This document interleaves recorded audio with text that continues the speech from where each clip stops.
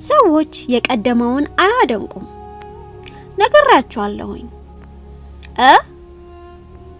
አላውቅም እዚህ ከሆነ ይሄንን ስናገር ከመጋቢዎቼ አንዱ የሹፌርነት ስራ ለአንዱ አባል አገኘለት። አባሉም ፖሊስ አሰረው። እናም ጠየቅኳቸው ያንን አባል በቅርብ ቀን ነገሩኝ። ቤተክርስቲያን ትቶ እንደሄደ እንዲህም ብሎ ነገሩኝ። የቤተክርስቲያናችን ቅባት የመንፈስ ቅዱስ ኃይል በጣም ትንሽ ነው። ሰዎች በጣም ምስጋና ቢስ ናቸው። ለቆ ሄዷል። እንዲህም ነገሩኝ ቅባቱ በጣም ዝቅተኛ ነው እንዳለ። ቅባቱ ነው ወይ ነው።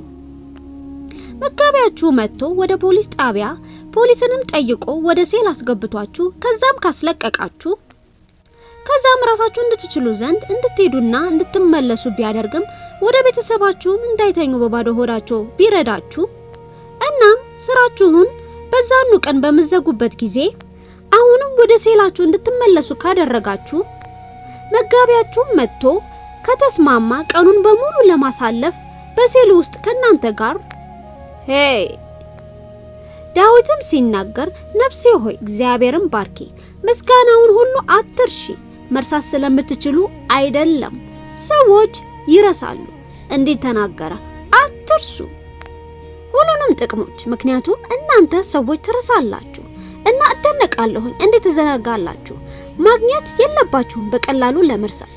መውለጃ ክፍል ብትሆኑ የመጣችዋን ሌላ ሴት ብታዩት ከልጇ ጋር ሳትመለስ የእናንተ ጉዳይ ግን ከልጃችሁ ጋር ብትመለሱ ያንን እንዴት ትረሳላችሁ?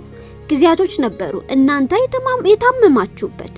ምናልባት ብታስቡ መጨረሻው መጥቷል ወይም አብቅቷል ስትሉ፣ ነገር ግን በድንገት ብትነሱና ከዛም ብትወጡ እንዴት ትረሳላችሁ? በጣም እየፈራሁኝና እያፈርኩኝ ነኝ። ሁኔታዎች ከጊዜ ወደ ጊዜ ይነግሩናል። ጠላት በአደባባይ ሊያሳፍረን ሲፈልግ፣ ነገር ግን ከዛ ወጥተናል። እንዴት ትረሳላችሁ? ፋይናንስ ምን ያህል ጊዜ እንደሚቀንስ ታውቃላችሁ? እና እንደዚያም ሲሆን በአደባባይ ልታፍሩ ሲገባ አንዳንዴ እንዴት ከዛ እንደወጣችሁ እንዴት ትረሳላችሁ? ታውቃላችሁ አንዳንድ ጊዜ እንደዚህ ነው።